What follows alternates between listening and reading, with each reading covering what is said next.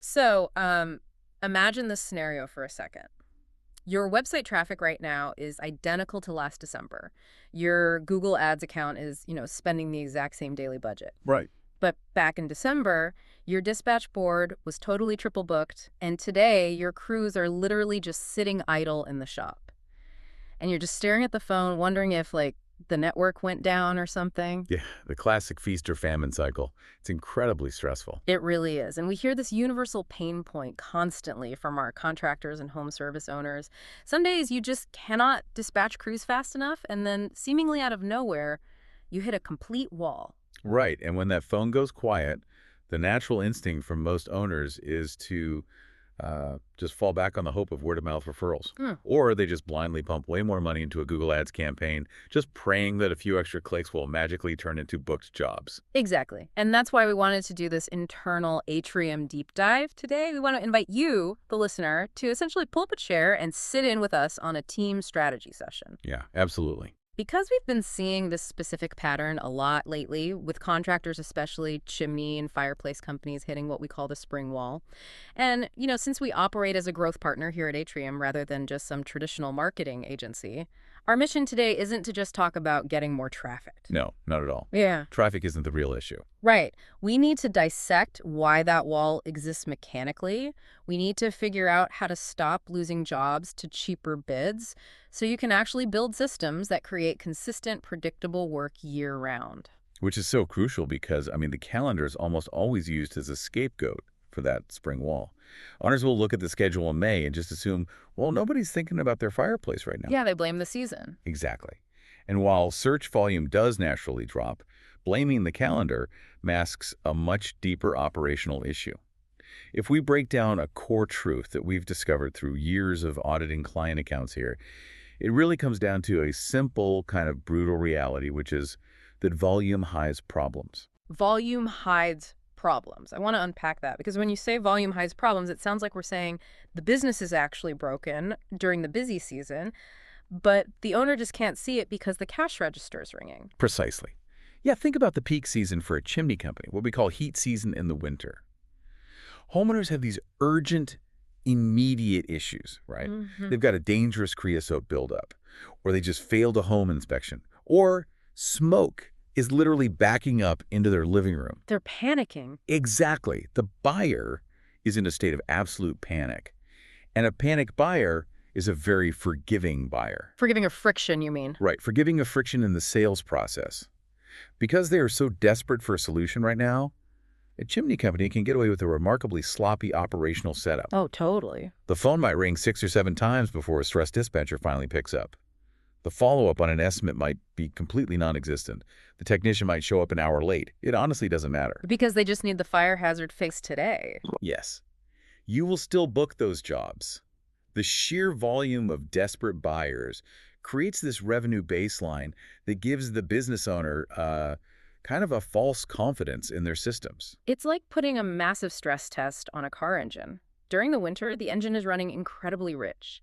The demand is so high, it's just flooding the cylinders with fuel, and that totally masks the fact that you have, a misfiring spark plug. That's a great analogy, actually. Right, but once May hits, that freezing, smoky urgency just evaporates, the fuel mixture leans out, and suddenly every single faulty spark plug, every missed call, every slow estimate causes the whole engine to stall out. The engine metaphor captures the mechanics of it perfectly, because in the spring, the nature of the buyer fundamentally changes. The homeowners looking for a chimney inspection in May, they aren't panicking at all. No, they're planning. Exactly. They're planning ahead for home sales or scheduling major roof renovations or maybe handling complex insurance work. And these are actually significantly higher value jobs than a quick emergency winter sweep. Oh, for sure. Much better jobs. But because the urgency is gone, these buyers shop carefully. They take their time. So your margin for error goes from massive in December to practically zero overnight in May. Okay, I have to push back slightly on the expectation here, though, because some drop-off has to be normal, right? We can't expect a chimney sweep to pull January numbers in June. If the market naturally shrinks, shouldn't a business owner just accept the smaller revenue pool and plan their cash flow around it? Well, sure. We certainly have to manage expectations around seasonal data. It is completely normal for overall search and call volume to drop somewhere between, say, 40 and 60% from March to August in this industry. Okay, so you do just plan for that dip. You plan your cash flow around that expected dip, yes.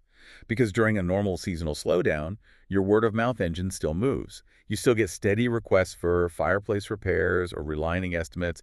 It's just at a lower frequency. The real problem arises when we see a structural collapse. Okay, so what separates a normal seasonal dip from a full-on structural collapse? Like, what are the actual red flags our team looks for when we pull up a client's dashboard? A structural collapse is when your booked jobs disappear at a rate that is vastly disproportionate to the seasonal slowdown. A major red flag we always look for is stable search visibility paired with a completely dead dispatch board. So the ads are running, but nobody's busy. Right.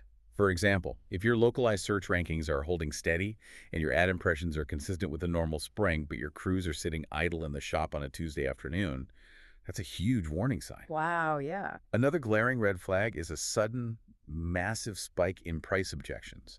Like your sales team starts reporting at every single caller suddenly complaining about your dispatch fee, or estimates that usually close in 24 hours are just sitting in limbo for weeks. Okay, wait, let's look at the mechanics of those rankings for a second. If your Google rankings are identical in May as they were in December, meaning, your company is still showing up right at the top of the map pack when people search, shouldn't you theoretically just capture whatever smaller percentage of the market is left? It seems like you would, yes. Right. Like if the pie shrinks by 50%, shouldn't you still easily grab your exact same slice of that smaller pie? It's a completely logical assumption, but it ignores the psychological shift in consumer search behavior. We rely heavily on search behavior data, like the stuff published by Think with Google, which tracks these micro moments. In December, a search for chimney sweep near me is highly transactional. The homeowner clicks the first result, they call, and they book the very first person who answers the phone. Get over here and fix my house. Exactly. But in May, that exact same search is informational. The homeowner is in a research phase now. They're going to click the top 3 results, they'll submit contact forms to all 3 of them, and then they just wait to see who impresses them the most. Okay, so the lead is still there, and they still found you. So the marketing technically did its job. The marketing functioned perfectly. The math is breaking down after the call. If your speed to lead is 24 hours, you haven't just lost a few hours, you've lost the entire job. Oh, man. Because the homeowner has already spoken to the competitor who called them back within 5 minutes. That Think with Google data shows incredibly clearly how fast people will abandon a brand when they don't get a totally frictionless response during a research phase. This highlights what I think is the most dangerous trap we see owners fall into.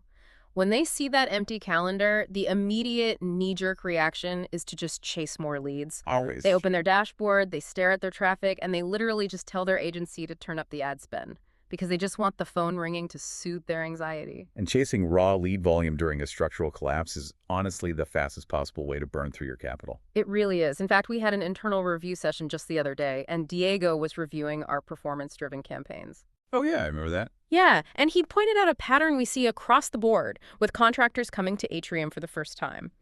They almost always blame the market, or they blame the lead quality, long before they ever audit their own internal process. Every single time. And so they end up paying top dollar for clicks from casual price shoppers who only want the absolute cheapest bare minimum sweep possible just so the dispatcher feels like they're busy. Yeah, Diego's analysis was spot on regarding the misallocation of ad spend there. And Andrea actually pointed out the operational side of this when we were working on a specific account recently. It's really the perfect case study. Oh, the ghosted estimate client. Yes, the ghosted estimate client. Yeah. We audited this chimney company because the owner came to us and he was just incredibly frustrated. He was totally convinced the market in his specific zip code was completely dead. He kept insisting that nobody was spending money on home services right now. But the data told a different story, right? A completely different story. When we actually got in and looked at his CRM systems, he had solid call volume coming in. The ads were actually converting really well. But they were losing over 50% of their estimates. Wait, half of them? Over half. Half of the homeowners they physically drove out to see didn't end up hiring them. That is insane. Right. So when we mechanically broke down their operations to see why, we found this massive bottleneck. Because it's spring, these homeowners were gathering second estimates from competitors. This client's office would email the PDF of the quote to the homeowner, And then they literally never followed up. You're No kidding. phone call, no text message, nothing. They just sat there and waited for the phone to ring. Okay, I do want to stop and look at the reality of that business owner for a second, though, because telling someone they just need to follow up better can sound a little bit patronizing. Sure, absolutely. Like, the owner isn't ignoring those quotes because they're lazy. They're likely out in the truck doing estimates themselves, managing a crew that just called in sick, and dealing with a broken supply chain all at the exact same time. And the dispatcher is probably completely overwhelmed just handling the inbound calls. That is the exact reality, and it's why we always emphasize building systems rather than just demanding more effort from an exhausted team. Right, it's an infrastructure problem. Exactly. The failure wasn't a lack of work ethic. It was a total lack of infrastructure. They were paying for Service Titan, but they hadn't configured a single one of the automated follow-up sequences. Oh, wow. There was no trigger set to send an automated SMS 2 days after the estimate. There was no automated task generated for the CSR to make a quick 5-minute phone call on day 4. Yeah. So the competitor, who actually had a slightly higher price but used an automated system to trigger a follow-up call, just asking if the homeowner had any questions about the safety of their flue, well, that competitor won the job every single time. Because they actually communicated. Right. The market wasn't dead at all. Yeah. The client's internal pipeline was just completely dead. Think about that. They did all the hard work of acquiring the lead, paying for the Google click, driving the big truck all the way out to the house, climbing up on the roof, writing up the quote, and then they lost the actual revenue because the software trigger wasn't flipped. It hurts to even look at. That is absolutely brutal. And it reminds me of another situation Andrea and Diego were looking at recently. The 2 hours away client. Oh, right. The geo-targeting issue. That was a massive leap. Exactly what it was. This was a company whose Google Ads account was completely unmanaged before Atrium took over. We looked under the hood of their campaigns, and we found the mechanical flaw that was just draining their budget every day. Right, in the location settings. Yep. In Google Ads location settings, there is a default option that targets people in, or who show interest in, your targeted locations. And if you don't manually restrict that to people strictly in your specific zip codes, Google will gladly serve your expensive ads to someone 2 counties away who just happened to search for something related to your town. And the downstream effect of that on the actual business operations is just devastating. Devastating. They were paying a premium for clicks that were literally a 2-hour drive away. So the phone would ring, raising the dispatcher's hopes, but then they'd have to turn the job down because the drive time would completely destroy their profit margin. Or the homeowner would balk at a massive travel fee. Exactly. The owner was paying real money for leads that had a 0% chance of ever booking, and this dispatcher was getting demoralized, constantly turning people away. But once our team went in and tightened that targeting to strictly their profitable local zip codes, and we added negative keywords for the surrounding towns, the wasted spend dropped instantly. Because the budget was finally being spent in their own backyard, which meant the actual better jobs returned. Yep. We look at both the ghosted estimate and the 2 hours away examples. The causal link is undeniable. Throwing more money at broken campaigns doesn't buy you more revenue. It honestly just scales your inefficiencies and buys you more rejections. Okay, so since we know that turning up the ad spend on a broken system just burns cash, what is the actual framework Atrium uses to fix this? How do we take a client from that chaotic feast or famine cycle to something that is actually predictable? It requires a pretty fundamental shift in philosophy.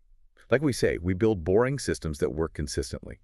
It is never about flashy viral marketing campaigns. Right. It is about speed to lead and relentless automated follow-up. The companies that hold their revenue steady through the spring and the summer are the ones with dedicated routing systems. So calls literally never go to voicemail during business hours. And they utilize CRM integrations to ensure a quote is never, ever sent without a corresponding follow-up task attached to it. But let's look at the type of jobs they are booking to. Because even with perfect follow-up systems, if you are just filling your summer calendar with like $100 chimney sweeps, your profit margins are going to be razor thin. You're basically just keeping the crews busy, not actually growing the business. Oh, absolutely. Which brings us to the second part of the framework, which is clear market positioning. Your operational setup must target higher value work. The big jobs. Right. We are talking about level 2 inspections, stainless steel relining, major masonry repairs, and full chimney rebuilds. Those are the high-ticket jobs that actually sustain a business during a seasonal slowdown. I have to imagine the sales process for a $10,000 chimney rebuild in May is vastly different than a $100 sweep in December, though. It is an entirely different psychological landscape. Yeah. And there is actual external economic validation for how we approach this. If you look at EFRI economic data, that's the Federal Reserve economic data tracking personal savings rates and discretionary spending, it shows a very clear pattern right now. What's the pattern? During uncertain economic periods, which, we've seen a lot of lately, homeowners become highly protective of their capital. So the sales cycle lengthens. A homeowner might take 3 weeks to decide on a masonry repair instead of 3 days. I mean, one could argue that a collapsing chimney isn't really discretionary spending, though. It's a major structural hazard. Well, that is true from an engineering standpoint, sure. But in the homeowner's mind, if it's not currently on fire or actively leaking water into the living room, they view it as a discretionary delay. They Yeah. think, well, we could probably just put this off until next year. And companies that rely purely on a high-volume churn and burn model fail in that environment because they just try to pressure the sale. The companies that actually win are the ones that shift their currency from urgency to trust. And how do we systematically build that trust during the estimate process? By using education as your primary sales tool. I mean, the Chimney Safety Institute of America, the CSIA, has preached for years about the importance of homeowner education. Yeah. But mechanically, how do you actually do that in the field? Right. You don't just hand them a paper quote. You use the criteria of a level 2 inspection as a full presentation tool. You use the interior camera footage to physically show the homeowner the cracks in the flue tiles. You explain the thermodynamics of how a chimney fire actually starts. So you aren't really selling a repair, you are educating them on risk mitigation. Precisely. If you educate them on the mechanics of their own home, you elevate the entire conversation. The homeowner stops asking, why does this cost more than the other guy? And they start asking, how quickly can we ensure this fireplace doesn't cause a house fire? That's a huge shift. It is. You completely take price out of the equation by establishing absolute authority. Okay, so practically speaking, for the owners listening right now who are looking at a very quiet dispatch board, how should they actually treat these slower months? You need to treat spring like setup season instead of survival season. Use the drop-in call volume as a gift of time to finally clean up your operations. Fix the engine. Exactly. Go into your CRM and actually automate those follow-up sequences. Audit those dead estimates from February and March. Pick up the phone and call them back. Because the competitor who gave them a quote probably never did. Oh, almost certainly not. Have your team tighten the geographic boundaries on your ad accounts so you aren't bleeding your budget on travel time. Implement an answering service so those valuable after-hours calls aren't just vanishing into the ether. Fixing that foundation obviously takes time, but that work compounds. It doesn't yield a massive spike in revenue overnight, but it builds a truly airtight vessel. So by the time September arrives and the seasonal demand finally returns, you are already miles ahead of the competitors who just spent their whole summer scrambling and are now just trying to remember how to turn their Google ads back on. Exactly. It creates a predictable growth system. And honestly, if this is something you're dealing with, if you're tired of constantly losing jobs to cheaper bids, if you know your systems are leaking and you just want to secure more consistent high-value projects, that is exactly what we help with here at Atrium. We act as that growth partner to audit those exact mechanics and build the infrastructure with you. You can check us out and see how we break this all down even more at creativeatrium.com. It's all about shifting from a business that merely survives those chaotic spikes in demand to a business that actually dictates its own predictable growth. Which leaves me with a final thought I want you, the listener, to mull over as you analyze your own operations this week. Think back to that panic buyer in the dead of winter, the one who is just desperate for an emergency fix. If your business model only truly thrives when your customers are in a state of absolute freezing distress, what does that actually say about the foundation of trust and authority you are building with your community the rest of the year?